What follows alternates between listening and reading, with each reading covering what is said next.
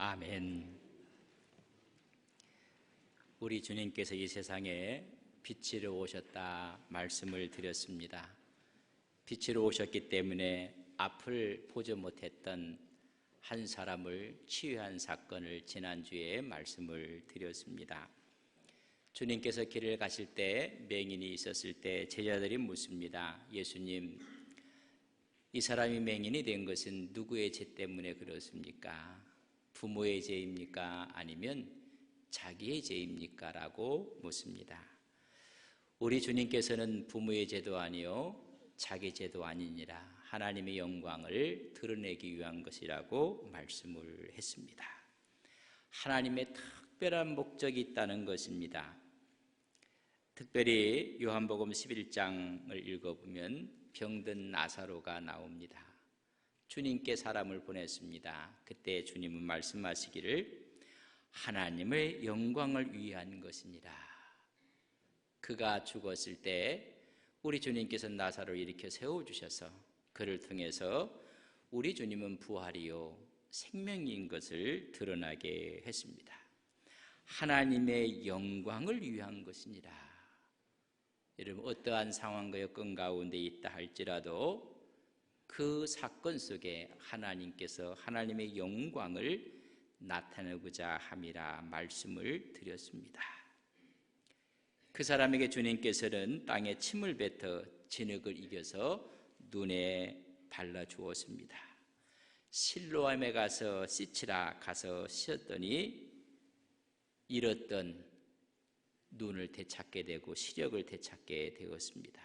성서는 날 때부터 앞을 보지 못하는 사람이었고 그는 거린이었다. 그가 또한 장성한 사람이라고 말씀을 해주셨습니다. 근 30년 동안 앞을 보지 못했던 사람이 눈을 떴다는 이 엄청난 기적, 환희, 축복, 모든 사람들이 박수를 치며 기뻐했어야 옳았습니다. 그러나 이 눈을 뜬 사람을 보고 나서 사람들이 서로가 분쟁하기 시작합니다. 아, 그 맹인 그 사람 맞다 했더니 다른 사람은 아니다, 다른 사람이라고 이야기를 합니다.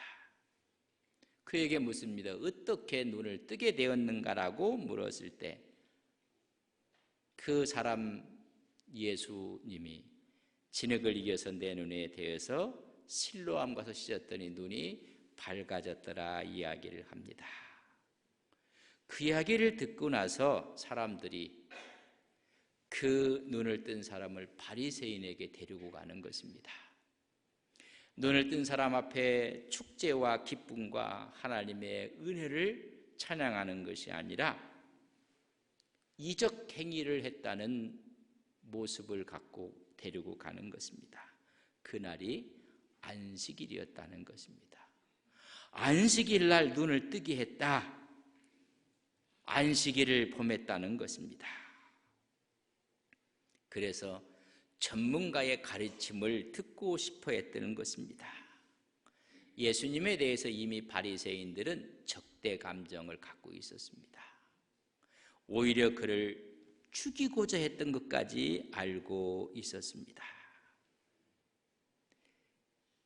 바로 그 예수님을 오히려 안식일을 범한 자로 고발하고 싶은 것입니다. 함께 지냈던 사람이 어려운 문제에서 고통 가운데서 눈을 뜬 것에 대해서 감사하기는커녕 오히려 바리새인들에게 고발하는 것이었습니다. 여러분, 이런 모습을 이해하시겠습니까? 한 사람이 평생 앞을 보지 못했던 사람이 눈을 떴을 때 여러분 기뻐하고 찬양하고 함께 영광을 돌려야 될 텐데 안식일 날 이 일을 했다는 것입니다. 여러분, 이 사실을 바리새인들이 알고 나서는 안식일 파괴자라고 이야기를 합니다. 이는 선지자도 아니고 안식일을 범한 자다. 여러분 보세요. 침을 뱉어서 흙을 반죽을 했어요. 여러분, 노동을 한 것입니다. 회를 반죽하듯이 반죽했습니다. 눈에 그것을 발라서 치료했던 행위는 의료의 행위입니다. 안식일 날은 낫는 쪽으로 치료를 하게 되면 그게 일입니다. 눈을 감았던 사람이 눈을 뜨게 했으니 의료 행위를 한 것이고, 안식일 날 노동을 한 것입니다. 이 사람이 눈을 떴다는 기쁨에 대한 감정은 하나도 없습니다. 안식일을 어겼기 때문에 이는 안식일 파괴자라고 바리새인들이 이야기를 합니다. 그 중에 양심이 있었던 소수의 바리새인들이 아니다. 어찌 죄인이 사람의 눈을 뜨게 할 수가 있겠는가? 그 사람은 죄인이 아니다. 한쪽에서는 큰 목소리로 안식일 파괴자이기 때문에 오히려 그 법에 의해서 처단하라고 이야기를 하고 있습니다. 그렇다면 눈을 뜬 사람은 그 사람을 누구라고 생각하는지 한번 물어보자. 드디어 눈을 뜬 사람에게 묻습니다. 너는 그 사람이 어떤 사람이라고 생각하느냐? 지금 팽팽하게 나누어진 것 같지만 대세는 안식일 파괴범으로 몰고 가고 있는 것입니다. 바리새인들이 모여 있는 곳으로 이 눈을 뜬 거린이 오게 됩니다.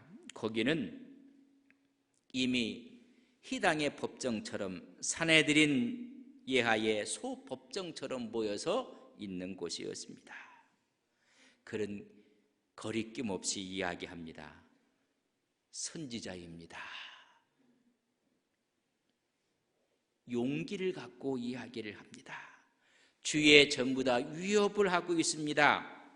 그러나 분명한 신앙 고백을 합니다. 그는 선지자라고 이야기를 합니다. 하나님의 은혜를 받은 사람들의 특징입니다. 그 얘기를 듣자마자 정말 네가 앞을 못 봤던 사람 맞냐? 그래서 그의 부모를 불러오라고 합니다. 그의 부모까지 바리새인들 앞에 불려 나오게 되었습니다. 그때 묻습니다. 너희 아들 맞느냐?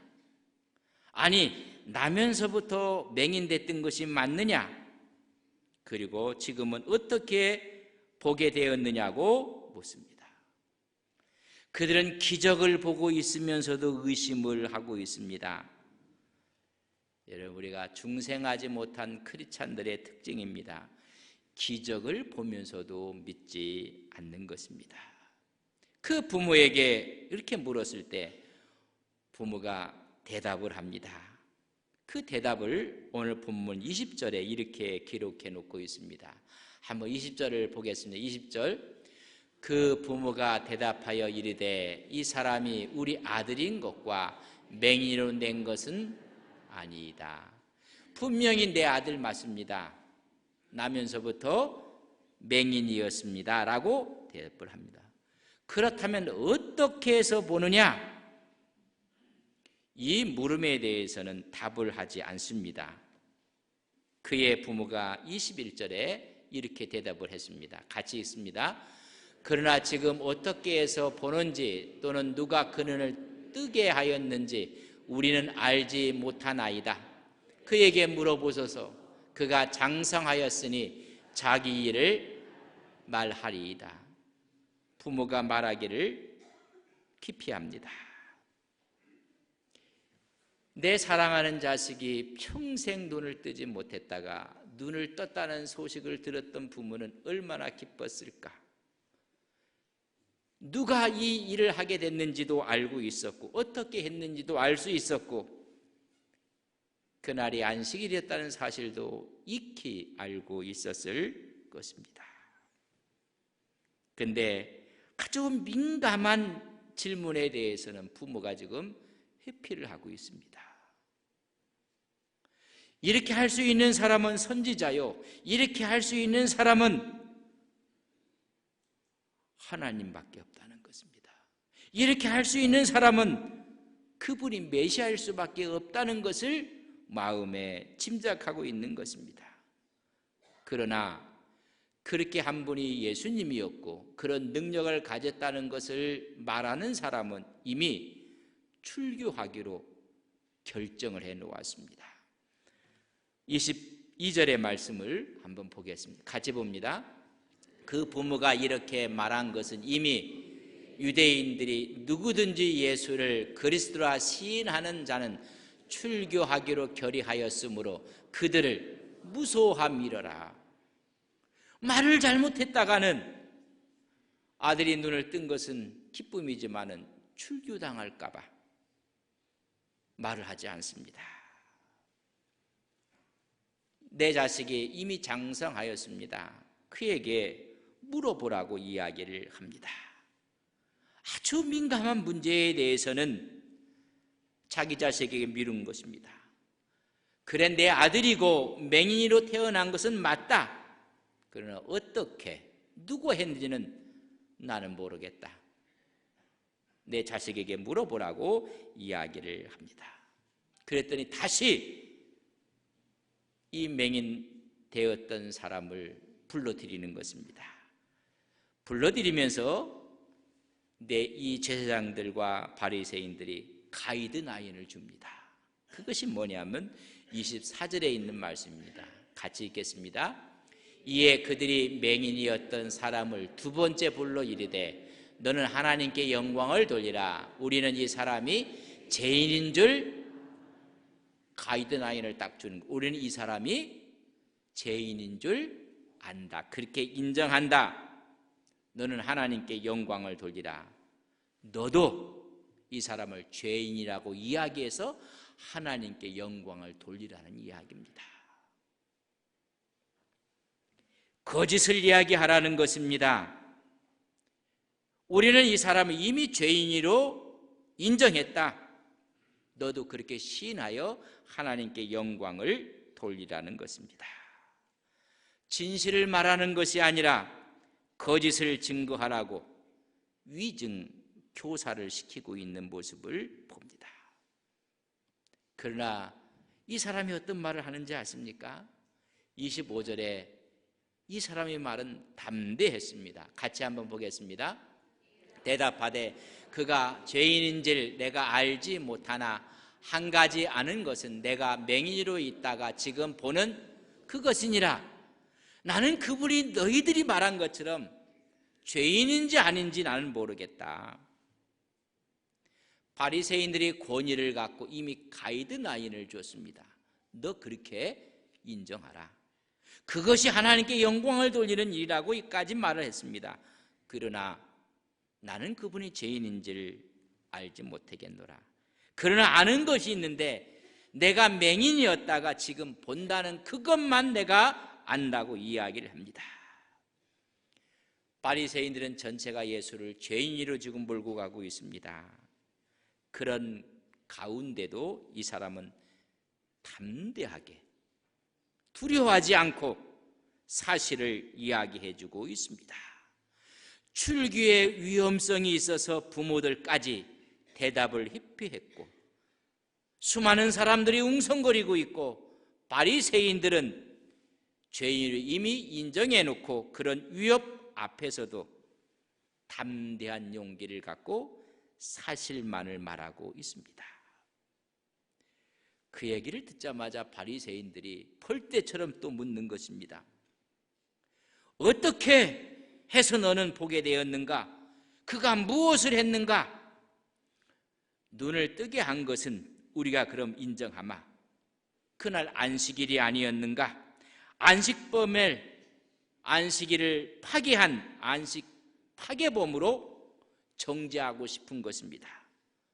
이미 침을 뱉어서 흙을 해반죽을 했던 노동을 했고 눈의 진액을 이어서 발름으로 의료행위를 했다는 것을 이야기하라는 것입니다. 한 사람이 30년 동안 앞을 보지 못했고 그런 어려움 가운데 있었을 뿐만 아니라 절망 가운데 있었던 사람이 눈을 떠서 새로운 희망을 가졌건만 감사와 기쁨이 아니라 어떻게 하든지 낫게 한 사람을 죄를 뒤집어 씌우고 싶은 저들의 속셈을 보여주고 있습니다. 다시 물을 때 맹인이었던 이 사람이 이렇게 이야기를 합니다. 그의 대답은 정말로 통쾌한 대답을 했습니다. 여러분, 우리 27절에 있는 말씀을 보겠습니다. 같이 봅니다. 대답하되 내가 이미 일렀어도 듣지 아니하고 어찌하여 다시 듣고자 하나이까? 당신들도 그의 제자가 되려 하나이까? 여러분, 조롱에 섞인 답변입니다. 내가 벌써 3번이나 이야기했습니다. 19절에서 15절에서 17절에서 25절에서 내가 이야기를 다 했습니다. 다시 듣고자 하는 것을 봤더니 당신들도 그의 제자가 되고 싶어서 자꾸만 묻습니까? 라는 이야기입니다. 천한 갈릴리의 무리들처럼 당신들도 예수의 제자가 되고 싶어서 묻고 있습니까? 얼마나 통쾌한 답변인지 모릅니다. 그 말을 들었던 바리새인들이 가만히 있을 수가 없습니다. 28절에 있는 말씀을 보겠습니다. 같이 봅니다. 그들이 욕하여 이르되 너는 그의 제자이나 우리는 모세의 제자라. 너는 예수의 제자인지 모르지만 우리는 모세의 제자라고 하고 욕했다 했습니다. 굴욕에 대해서 그들이 추태를 보이고 있는 모습을 봅니다. 악한 자의 특징 중에 하나가 여러분 욕을 하는 것입니다. 그 욕은 오히려 자기의 어려운 상황을 만회하고 오히려 그 상황 가운데서 나오고 싶어서 강압적인 욕을 하는 것입니다. 정당성을 잃어버렸을 때 우격다짐을 하는 것이 욕입니다. 아마 오늘 이 성경을 쓴다면 갑질하며 우리는 모세의 제자라고 그렇게도 쓸 수가 있는 단어입니다. 모세의 제자라고 자기들이 심주어 말하고 있습니다. 우리는 율법주의자다, 그런 이야기입니다. 우리는 모세의 가르침을 중요하게 생각하며 율법을 준수하고 율법을 연구하는 모세의 제자라고 말하고 있습니다. 만약에 그들이 정말로 모세의 제자였더라면, 하나님의 말씀을 연구하는 자들이었더라면 눈을 뜨게 한 그분이 누구인지 알았을 것입니다. 그들은 진정으로 연구하는 자가 아니었음을 우리는 성경을 통해서 말해주고 있습니다. 요한복음 5장 46절을 우리 같이 한번 보겠습니다. 같이 봅니다. 모세를 믿었더라면 또 나를 믿었으리니 이는 그가 내게 대하여 너희들이 그렇게 연구한다고 했으면 나에 대해서 그렇게 이야기를 했을 것인데 오히려 예수를 죄인으로 몰아가고 있는 모습을 봅니다. 율법주의자들의 특징이 든다면 이런 이야기입니다. 그들 눈에는 죄인 아닌 사람이 없습니다. 자기의 의로 가득 차서 다른 모든 사람들을 다 죄인으로 잘못된 것으로 보고 있는 것입니다. 율법의 틀 속에 갇혀 있는 사람들입니다. 그들은 그 율법의 틀이 자기의 권위를, 자기의 특권을 지키는 틀로 생각을 하는 것입니다. 율법의 틀을 무기로 삼고 심지어는 율법의 틀을 자기들의 밥그릇으로 생각하는 사람들입니다. 우리 주님께서 성전 청결 사건을 요한복음 2장에 기록해 놓고 있습니다. 주님께서 성전을 깨끗이 하셨을 때 그들은 분을 내고 예수님을 죽이려고 합니다. 우리의 밥그릇을 다 깨트렸다는 것입니다. 그들이 갖고 있었던 율법의 틀이라는 것은 오히려 그들의 권위와 삶과 특권을 보장하는 틀로만 생각했던 것입니다. 한 사람이 눈을 떴다면 감사하고 기뻐해야 되는데 전혀 그들의 눈에는 들어오지 않습니다. 보고 싶은 것만 보고 듣고 싶은 말만 듣는 것입니다. 우리의 기득권이 없어진다는 것입니다. 그러면서 그들은 심주어 말합니다. 우리는 모세의 제자라고 이야기를 합니다. 모세의 제자라는 말을 듣고 나서 눈을 뜬 이 사람이 뭐라고 이야기하는지 이상하다. 정말로 이상하다. 내가 눈을 뜬 것은 정말로 큰 이적이다. 그제 더 이상한 것은 내가 눈을 떴다는 이 사실을 보고 나서도 당신들은 깨닫지 못하는 불신앙이 이상하다. 그런 말입니다. 이 사람이 내 눈을 뜨게 하셨는데 당신들은 그 사람이 누구인지를 모르다니 이상하다는 것입니다. 이사야 29장 18절을 보겠습니다. 같이 봅니다. 그날에 못 듣는 사람이 책의 말을 들을 것이며 어둡고 캄캄한 데에서 맹인이 눈이 볼 것이며. 이사야 35장 5절도 보겠습니다. 그때에 맹인이 눈이 밝을 것이며 못 들은 사람의 귀가 열릴 것이며. 42장 7절도 보겠습니다. 내가 눈먼 자들의 눈을 밝히며 갇힌 자를 감옥에서 이끌어내어 흑암에 앉은 자를 감방에서 나오게 하리라. 동일하게 눈먼 자들이 눈을 뜨게 될 것이다. 연구한다고 하면서 그분이 오시면, 메시아가 오시면 내가 늦던 기적보다 당신들이 그분이 어디서 오시는지 그 증거를 믿지 못하는 것이 더 이상하다. 그런 말입니다.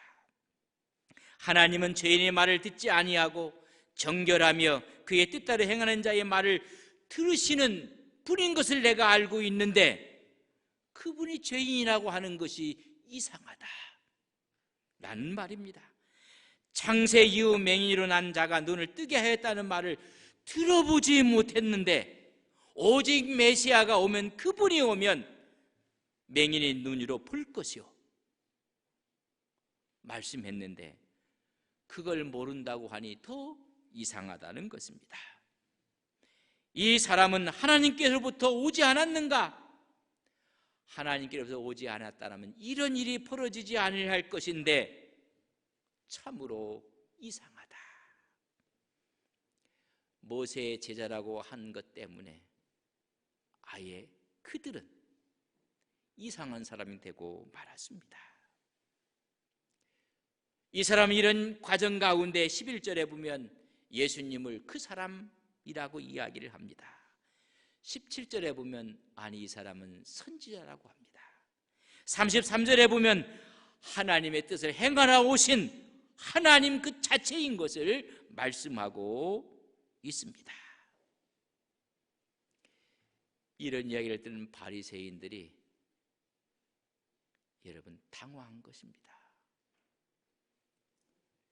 34절에 보면 내가 온전히 죄 가운데 나서 누구를 가르치려 하느냐 욕을 하는 것뿐만 아니라 이제는 그를 쫓아냈다고 기록해 놓고 있습니다. 출교시켰다는 것입니다.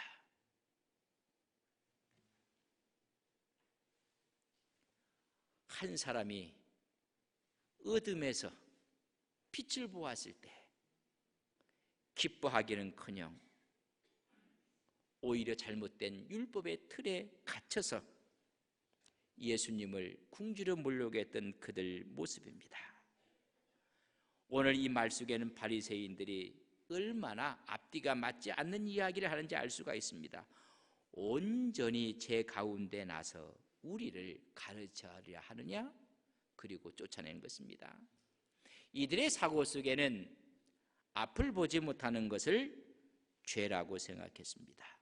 제 가운데 있기 때문에 보지 못한다고 했습니다. 그렇다면 지금은 눈을 떴습니다. 지금은 보고 있습니다. 맹인이 아니라는 것입니다. 그렇다면 죄가 없다는 것입니다. 바리새인들의 말은 전부 다 앞뒤가 맞지 않습니다. 죄인으로 매도하고 싶었을 뿐입니다. 그들은 스스로 자처하기를 모세의 제자라고 했습니다.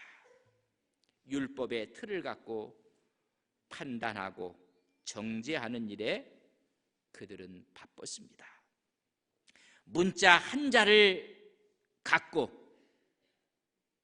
오히려 자기 유리한 편의로 해석하며 정죄했던 사람들입니다. 의미 전체를 바라보지 못했습니다. 그렇기 때문에 남의 선한 점, 상대의 착한 점, 상대방의 훌륭한 점을 아무도 보지 않으려고 했습니다. 오늘 성경에는 욕하고 출교시키고 죄를 뒤집어 씌우기 위해서 위증 교사를 하고 있는 모습을 봅니다. 저는 이 말씀을 통해서 여러분에게 묻습니다. 여러분들은 모세의 제자입니까? 예수님의 제자이십니까? 너는 그의 제자 예수의 제자지만 우리는 모세의 제자라고 말을 하고 있습니다. 오늘 신앙생활하는 모든 사람들 가운데 많은 분들이 예수의 제자보다는 모세의 자리에 있지는 아니한지 스스로 점검해 봐야 합니다. 이 사실을 가장 잘 설명해 준 우리 주님의 말씀이 있습니다. 누가복음 10장 37절에서 37절에 있는 말씀입니다. 한 율법사가 예수님을 시험하고 싶어서 찾아왔습니다. 배우고 싶어서 온 것이 아니라 예수님을 한번 시험해보고 싶은 것입니다. 내가 무엇을 하여야 영생을 얻을 수가 있습니까? 선생님 라고 묻습니다. 그때 우리 주님께서 그렇게 율법을 잘 연구하는 그 사람에게 대묻습니다. 율법이 무엇이라고 말하고 있는가? 율법이 무엇이라고 기록하고 있는가? 그 율법을 어떻게 읽고 있는가? 라고 했더니 이 율법사가 자기의 지식을 자랑하는 것입니다. 그것은 내 마음을 다하고 목숨을 다하고 힘을 다하고 뜻을 다하여 주인 너의 하나님을 사랑하고 또한 내 이웃을 내 몸같이 사랑하라는 말씀입니다. 우리 주님이 답이 옳다. 그리고 너도 이를 행하라. 그러면 살리라. 여기까지 끝났으면 좋았을 텐데 자기 선행을 더 과시하고 싶었던 것입니다. 묻습니다. 선생님, 내 이웃이 누굽니까? 라고 묻고 있습니다. 자기를 옳게 보이려는 그의 모습입니다. 우리 주님께서는 답변 대신 말씀을 이렇게 하셨습니다. 어떤 사람이 예루살렘에서 여리고로 내려가다가 강도를 만났느니라. 강도를 만나서 옷은 벗겨지고 그의 몸은 수없이 맞고 거의 죽은 직전에 그를 버리고 강도들이 다 갔다. 신음하고 있는 그 광경을 보고 지나가는 사람이 세 사람이 있었다. 제사장이 지나가다가 자기의 동족인데도 불구하고 피하여 갔느니라. 두 번째 사람 레위인이 그곳으로 지나가다가 피하여 지나갔느니라. 제사장들, 레위인들, 바리새인들, 모세의 제자들이었습니다. 어떤 사마리아인이 그것을 가다가 그를 보고 기름을 붓고 포도주를 부어 치료했고, 그를 옮겨 여인숙으로 옮겼고, 그는 시간을 들였고 물질을 들여가면서 자기 짐승에 태워서 숙소로 옮겼고, 거기에 들어가는 비용을 줬고, 혹시 더 비용이 들면 내가 와서 다시 지불하겠다고 이야기를 했다. 그리고 묻습니다. 역으로 주님께서 그에게 누가 강도 만난 자의 이웃이냐? 여러분, 여기서 우리는 중요한 것을 깨달아야 됩니다. 율법사들, 또한 제사장들과 바리새인들, 서기관들, 레위인들, 이들은 이웃의 범위를 한정시키는 사람들입니다. 이웃의 범위를 축소시키는 작업을 하는 사람들입니다. 우리는 모세의 제자다. 우리가 갖고 있는 기득권을 지켜야 되고 우리끼리 한정을 시키려고 하는 사람들입니다. 흔히 보고 피해 갈 수밖에 없습니다. 나의 이웃이 아니기 때문에 그렇습니다. 그러나 예수님은 이웃의 범위를 철폐하시는 것입니다. 이웃을 중심으로 스스로 개방하는 것입니다. 예수님의 제자들은 이웃의 범위를 허무는 것입니다. 한 사람이 눈을 떴을 때 내 이웃의 기쁨을 함께하지 못했던 모세의 제자들이었습니다. 그러나 우리 주님은 쌓아져 있는 벽돌을 한 개를 허물어 버리는 것입니다. 유대인들은 이방인을 이웃이라고 생각하지 않습니다. 이웃이 될 수 없다고 생각하는 사람들입니다. 이기적인 믿음을 가진 사람들이고 실천하지 않는 사람들이었고 도피하는 믿음을 가진 사람들이었습니다. 그렇기 때문에 제사장과 레위인은 도피하고 말았습니다. 그들은 스스로 주장합니다. 우리는 모세의 제자라고. 오늘 수많은 사람들이 신앙생활하면서 모두가 모세의 제자들처럼 스스로의 이웃을 좁혀가고 있습니다. 그러나 예수의 제자는 참 이웃이 되어 사랑과 자비를 베풀어 가는 것입니다. 십자가의 사랑에 믿음을 간직합니다. 실천하는 믿음을 갖습니다. 함께하는 믿음을 갖습니다. 이 눈뜬 맹인이 이상하다, 모세의 제자라고 하면서 방대한 하나님의 뜻을 이해하지 못하는 것이 이상하다고 말씀해주고 있는 것입니다. 다시 한번 여러분에게 도전하며 묻습니다. 여러분의 신앙은 모세의 제자입니까? 예수의 제자입니까? 성서는 우리에게 이렇게 이야기했습니다. 요한복음 13장 35절을 함께 봅니다.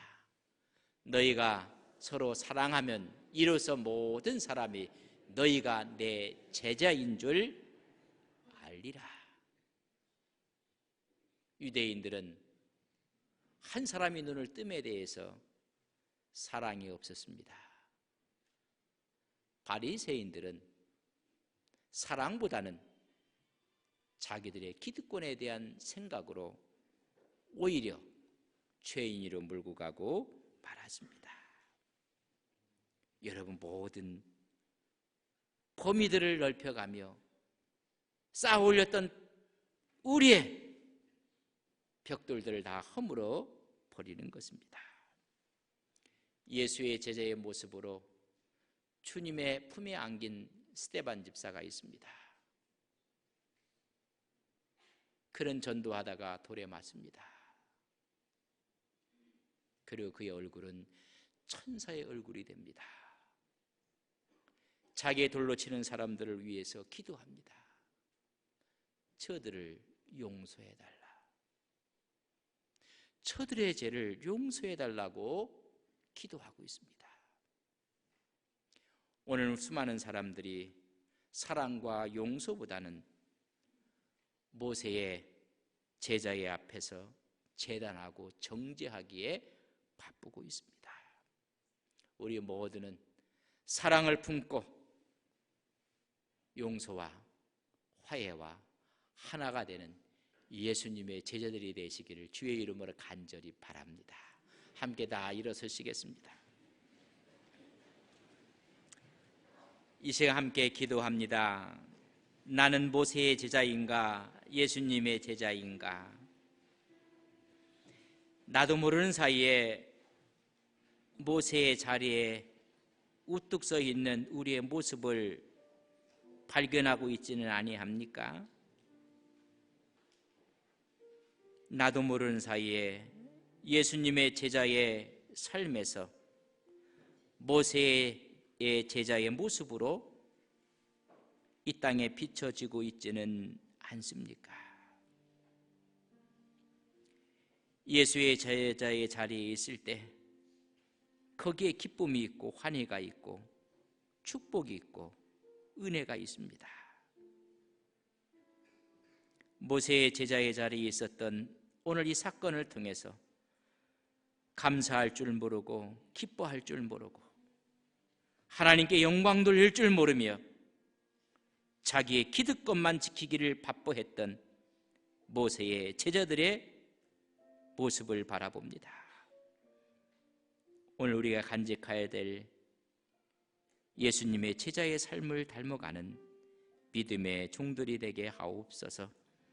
서로 사랑할 때 너희가 내 제자인 줄 알리라.